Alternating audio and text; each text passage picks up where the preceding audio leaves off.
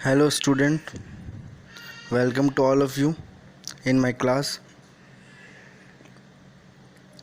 जैसा कि आप सब देख रहे होंगे, ये चैनल बेसिकली मेरा उन स्टूडेंट्स के लिए है जो ITI कर रहे हैं और फर्स्ट ईयर में है। आपकी नॉलेज के लिए मैं बता दूं कि इस चैनल के माध्यम से मैं आपको workshop, calculation and science and electrical trade से रिलेटेड सारी इन्फॉर्मेशन दूंगा। ना कि इन्फॉर्मेशन बल्कि सारी जानकारी, सारे क्वेश्चंस, सारे पेपर्स आपको सॉल्व करवाऊंगा। तो आज ये पहला वीडियो है मेरा, और जो वीडियो को देख रहे हैं वो प्लीज़ वीडियो को लाइक, शेयर एंड सब्सक्राइब ज़रूर करें। और सब्सक्राइब इसलिए ताकि नेक्स्ट वीडियो जब भी आए तो सबसे पहले वो वीडियो आप देखें। दोस्तों, सबसे पहले आज के क्वेश्चन की तरफ बढ़ते हैं। आज का जो हमारा टॉपिक है वर्कशॉप, कैलकुलेशन एंड साइंस का है। तो आप बने रहिए हमारे चैनल के साथ और वीडियो को एंड तक ज़रूर देखें। दोस्तों, पहला क्वेश्चन क्या है? पहला क्वेश्चन पढ़ते हैं, दोनों लैंग्वेज में, हिंदी और इंग्लिश दोनों में पढ़ेंगे। क्वेश्चन सबसे पहले हिंदी में पढ़ते हैं। वह लघुत्तम संख्या ज्ञात कीजिए जिसे 12, 18, 36 और 45 से विभाजित किए जाने पर क्रमशः 8, 14, 32 और 41 शेष है। ये इंग्लिश में कह रहा है, find the least number which when divided by 12, 18, 36 and 45 leaves 8, 14, 32 and 41 as reminder respectively. तो जब भी क्वेश्चन इस तरीके का आता है कि वह लघुत्तम संख्या यानी कि वह छोटी से छोटी संख्या ज्ञात कीजिए जिसे 12, 18, 36। तो दोस्तों, इस प्रकार का क्वेश्चन सॉल्व करने की सबसे अच्छी और शानदार ट्रिक ये है। और आपकी नॉलेज के लिए मैं बता दूं, ये जितने भी क्वेश्चन मैं आज डिस्कस करूंगा ये सारे प्रीवियस ITI के जो पेपर हुए हैं उसमें ये क्वेश्चन आ चुके हैं। तो वह छोटी से छोटी संख्या ज्ञात कीजिए जिसे 12, 18, 36 और 45 से विभाजित किए जाने पर क्रमशः 8, 14, 32 और 41 मिले। तो सबसे पहले आपको 12, 18, 36 जिन संख्याओं को विभाजित करना है वो लिख दीजिए, और उसके बाद जो शेष बचता है यानी कि 8, 14, 32, 41 बचता है। अब इन दोनों में डिफरेंस देखिए दोस्तों, 12 और 8 में 4 का, 18, 14 में 4 का, 36 और 32 में 4 का, और 45 और 41 में 4 का। तो देख रहे हैं आप कि इसमें जो है वो अंतर सेम आ रहा है।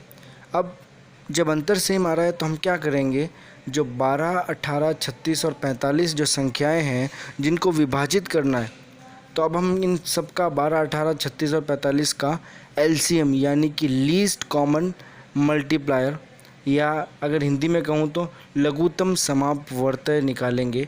और वो निकालने का एक मेथड है जो कि आप अपनी स्क्रीन पे देख पा रहे होंगे। हमको इन सब का अगर LCM निकालना है तो सबसे छोटी संख्या से हम इन सारे नंबर्स को डिवाइड करेंगे। तो 2 से सबसे पहले छोटी संख्या से डिवाइड हो रहा है। 2 से 12, 12 6 बार कटेगा, 18 9 बार, और 36 18 बार, और 45 नहीं कटेगा तो एज इट इज़ रखना है अपने को।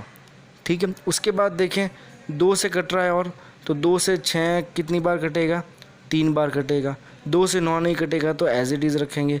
2 से 18 कटेगा 9 बार, तो 9 आ गया हमारा। 2 से 45 नहीं कटेगा तो 45 एज इट इज़ रहेगा हमारा। अब छोटी से छोटी संख्या 2 तो नहीं हो सकती, छोटी से छोटी संख्या होगी 3।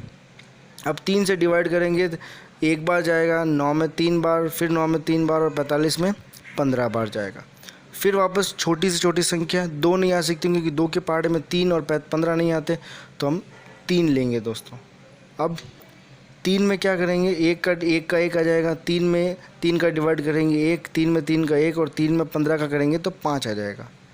अब लास्ट जो है वो 5 संख्या बची, और 5 के ही पहाड़े में आता है, तो 5 से हो जाएगा। अब हम क्या करेंगे, जिन को हमने जो नंबर से डिवाइड किया तो उनको आपस में मल्टीप्लाई करेंगे। तो 2 दूनी 4, 4 तिया 12, 12 तिया 36, और 36 पंजे होता है हमारा 180 दोस्तों। जब 36 पंजे 180 होता है, इसका मतलब है 12, 18, 36 और 45 का LCM यानी कि लघुत्तम समापवर्तय आया 180। अब चूंकि डिफरेंस हमारा क्या था 4, तो 180 में से 4 को माइनस करेंगे तो फाइनल आंसर हमारा निकल के आएगा 176, जो कि हमारा फाइनल आंसर है 176। किस ऑप्शन में है? ऑप्शन ए में। तो फाइनल आंसर हमारा 176 आ गया दोस्तों। स्टूडेंट ये हो गया हमारा क्वेश्चन नंबर 1। क्वेश्चन नंबर 2 की तरफ बढ़ते हैं। सबसे पहले क्वेश्चन पढ़ते हैं। ये आपका जो क्वेश्चन है परसेंटेज पे बेस्ड क्वेश्चन है। क्वेश्चन पढ़े, पी एक कार्य को 9 दिन में कर सकता है। दोस्तों क्वेश्चन आप पढ़ें तो इत्मीनान और आसानी के साथ आराम से क्वेश्चन पढ़ें। पी एक कार्य को 9 दिन में कर सकता है। क्यू पी से 50% अधिक सक्षम है, यानी कि क्यू की जो क्षमता है कार्य करने की वो पी से 50% अधिक है। तो इसका क्या मतलब हुआ? इसका मतलब हुआ स्टूडेंट कि अगर पी की जो है कार्य पी 100 की स्पीड काम करता है तो क्यू है वो 150 की स्पीड से काम करेगा। Is that clear? आगे बढ़ते हैं। क्यू को उसी कार्य को करने में कितना दिन लगेगा? ये क्वेश्चन हमारा कह रहा है, इंग्लिश में कह रहा है P can do a work in 9 days and Q is 50% more efficient then P. In how many days can Q do it alone? Q अकेला कितने दिन में काम करेगा? पी एक कार्य को 9 दिन में कर सकता है। ट्विस्ट कहाँ पे है क्वेश्चन में स्टूडेंट? ट्विस्ट यहाँ पे है कि क्यू पी से 50% अधिक सक्षम है, यानी कि हम मान लेते हैं पी जो है, पी की जो कार्य करने की क्षमता है वो है हमारी 100। क्या मानेंगे? पी की मान लेंगे हम कार्य करने की क्षमता 100। जब पी की कार्य क्षमता 100 है और वो 9 दिन में काम कर सकता है तो क्या हो जाएगा? 100 इंटू 9, यानी कि उसकी कार्य क्षमता इंटू कितने दिन में वो काम करता है। ठीक है स्टूडेंट।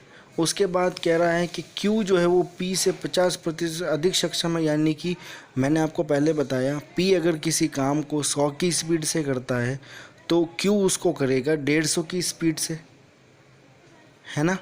150 की स्पीड से करेगा तो बटे में आ जाएगा 150। और अब निकालना क्या है? Q को उसी कार्य को करने में कितने दिन लगेंगे जिसको P को करने में 9 दिन लगे थे। तो देखो 0 से 0 कट गया। अब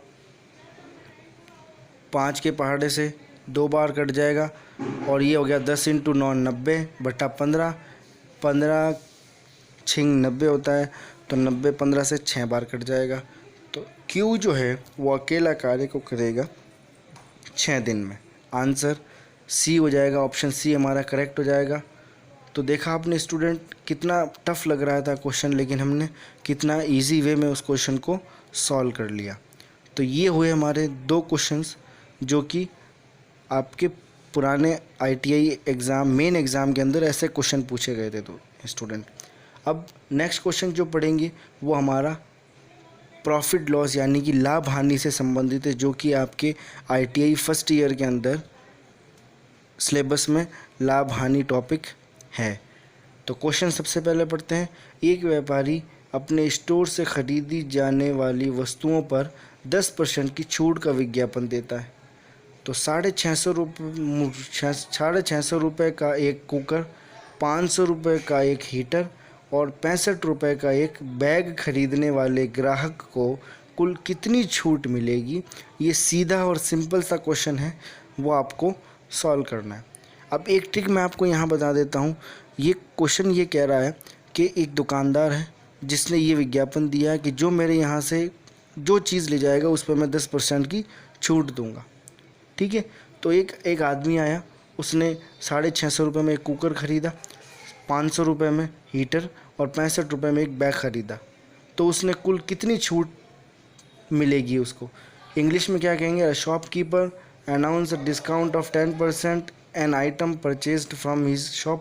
If a customer purchases a cooker worth 650 rupees, a heater worth 500 rupees and a bag worth 65, then how much discount will be get? अब चाहे तो आप एक एक चीज़ पे डिस्काउंट निकाल लें 10%, या टोटल जोड़ के फिर आप 10% डिस्काउंट निकाल लें। दोनों मेथड आपके ईजी होंगे। एक मेथड तो ये होगा कि जैसे सबको हम जोड़ लेते हैं, 650 का कुकर प्लस 500 का हीटर प्लस 65 का एक बैग। जब इन सबको हम जोड़ेंगे तो 1100, 1150, 1200 और ये क्या हो जाएगा हमारा 1215 सॉरी 1215 हमारा टोटल हो जाएगा। अब इसका 10% देखो दोस्तों, आपको स्टूडेंट मैं आपको एक चीज़ बताता हूँ कि किसी भी चीज़ का अगर आपको 10% निकालना है तो जो भी संख्या दे रखी है वो एक संख्या पीछे से छोड़ के आप पॉइंट लगा दो, वही आपका 10% होगा। तो देखो 1215 का 10% मैंने बताया पॉइंट लगाने वाला मेथड, तो 121.5 हो गया। लेकिन अगर आप परसेंटेज से करना चाहते हैं तो देखिए इस परसेंटेज 10%, परसेंट का मतलब बटे में 100 होता है। तो 1215 इंटू 10 बटे में 100, 0 से 0 चला गया। अब 0 एक नीचे है तो एक संख्या छोड़ के हम पॉइंट लगा देंगे। मैंने यही बताया था आपको कि किसी भी नंबर का अगर आपको 10% निकालना है तो एक संख्या छोड़ के आप पॉइंट लगा दीजिए। तो आंसर हमारा ऑप्शन डी हो जाएगा। कितना लेंथी और कितना लंबा लग रहा था दोस्त स्टूडेंट ये क्वेश्चन, और कितना जल्दी और आसानी से हो गया। तो ये हो गया हमारा तीसरा क्वेश्चन जो कि प्रॉफिट लॉस से संबंधित था। और ये भी पुरानी आईटीआई के पेपर आप उठा के देखें तो ये क्वेश्चन आपको उस पेपर्स में मिलेगा, ऐसे क्वेश्चन आपसे पूछे जाते हैं। नेक्स्ट क्वेश्चन की तरफ बढ़ते हैं। ये क्वेश्चन हमारा चाल, समय और दूरी से संबंधित है। ये भी आपका ITI workshop calculation first year के अंदर टॉपिक है। तो पढ़ते हैं पहले क्वेश्चन को। गीता ने 1.34 किलोमीटर की दूरी पर एक बंदूक से गोली चलाई जाती है। गीता से 1.34 किलोमीटर की दूरी पर एक बंदूक से गोली चलाई जाती है। वह 4 सेकंड बाद आवाज़ सुनती है। आवाज़ की यात्रा करने की गति क्या है? 1.34 kilometre apart from Geeta, a bullet is fired from a gun. She heard the sound after 4 seconds. Then what is the velocity of a sound? समझ में आया दोस्तों? हिंदी क्वेश्चन क्या कहता है मैं आपको अपनी लैंग्वेज में समझा देता हूँ एक बार। गीता है, उससे 1.34 किलोमीटर की दूरी पर एक बंदूक में से गोली चलाई जाती है। तो गीता से कितनी दूरी पर, दूरी हमारी कितनी हो गई? 1.34 किलोमीटर। अब चूंकि आगे हम देखें तो चाल बराबर दूरी बटा समय, ये हमारा फार्मूला होता है।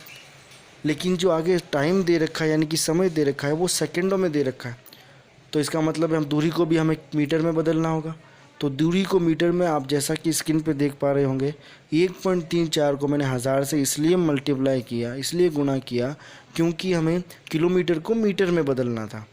तो हम 1.34 को जब 1000 से मल्टीप्लाई करेंगे तो हमारा मीटर कितना हो जाएगा? 1340 मीटर हो जाएगा। ठीक है स्टूडेंट। और समय हमको दे रखा है 4 सेकंड। तो स्पीड इज इक्वस टू होता है डिस्टेंस अपॉन टाइम, या वेलोसिटी इक्वस टू होता है डिस्टेंस अपॉन टाइम।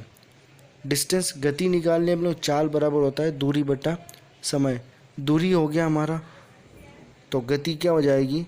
दूरी बटा समय। दूरी हमारी है 1340 और समय है हमारा 4 सेकंड। तो क्या हो जाएगा? 1340 बटे में 4। जब हम इसका डिवाइड करेंगे तो जो फाइनल आंसर हमारे पास आएगा वो आ जाएगा 335 मीटर प्रति सेकंड। आप अपने पास अगर कैलकुलेटर है तो उससे कट करके देखें। और मैं आपकी इन्फॉर्मेशन के लिए बता दूं, मोबाइल वाला कैलकुलेटर नहीं, जो हैंड रिटन कैलकुलेटर होता है वो आप एग्ज़ाम में भी, आईटीआई के एग्ज़ाम में भी, मेन एग्ज़ाम में लेके जा सकते हैं। तो ऑप्शन ए करेक्ट हो जाएगा हमारा। ठीक है स्टूडेंट, ये हो गया हमारा क्वेश्चन नंबर 4। अब हम बढ़ते हैं अपने क्वेश्चन नंबर 5 की तरफ। ये क्वेश्चन देख के आपको बहुत पहले तो डर लगा होगा, क्यों?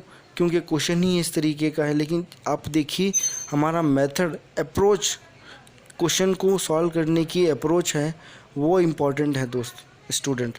तो वो कैसे अप्रोच लगानी है, देखो रूट क्या लिखा हुआ है, nth root of x square, फिर ब्रैकेट के ऊपर है n/2 और ये कर्ली ब्रेसेस यानी कि मंझला ब्रैकेट है, उसके ऊपर है स्क्वायर लगा हुआ। क्या कह रहा है हमको? इसका मान क्या है, यानी इंग्लिश में कहें तो वैल्यू ऑफ दिस इज़, इसकी वैल्यू निकालनी है अपने को। तो एक मेथड आप समझ लें, अगर कहीं पे भी स्क्वायर रूट दे रखा है और उसके अंदर कोई संख्या लिखी है, जैसे एक्स स्क्वायर है मान लो, इसका जब ये अंडर रूट के अंदर है तो कोई भी नंबर, जैसे 5 नंबर हम लेते हैं, ये अगर अंडर रूट के अंदर है और हमसे ये कहा गया कि इसकी वैल्यू क्या होगी, तो अंडर रूट हटने के बाद, अंडर रूट जब किसी संख्या से हटता है तो ऊपर पावर में 1/2 आ जाता है। लेकिन अगर मान लो ये थ्राइस ऑफ अंडर रूट 5 लिखा हो तो हम क्या करेंगे, तो इसका आंसर जो है वो बदल जाएगा। इसका आंसर हो जाएगा 5 की घात 1/3। समझ रहे हैं आप? थ्राइस लिखा हुआ है, इसका मतलब हो गया 5 की घात 1/3 हो जाएगा। अब इसी तरीके से यहाँ 4th लिखा होता, 4th अंडर रूट के अंदर 5 होता, तो हम क्या लगाते, 5 की घात 1/4 लगाते दोस्तों। ठीक है स्टूडेंट, अब यहाँ पे कोई भी पावर होती तो आप समझ गए क्या हो सकता था। 5 की घात 1/3 हुआ कैसे, क्योंकि यहाँ थ्राइस था, जैसा कि आप अपने स्क्रीन पे देख रहे होंगे। अब अगर यहाँ 3 नहीं होके मैं कह देता 4 है, तब क्या आंसर आता, 5 की घात 1/4 आता है ना स्टूडेंट। समझ रहे हैं आप? और यहाँ पे क्वेश्चन कह रहा है nth root of x square, यानी कि रूट के अंदर तो एक्स स्क्वायर है और बाहर n लगा हुआ है, तो मैं क्या लिखूँगा, एक्स स्क्वायर इंटू में 1/n, है ना। जैसा कि हमने 5 की घात 1/4 लिखा था, क्योंकि बाहर 4 था, यहाँ बाहर n है, तो 2 है, तो इसकी घात क्या हो जाएगी, 1/n।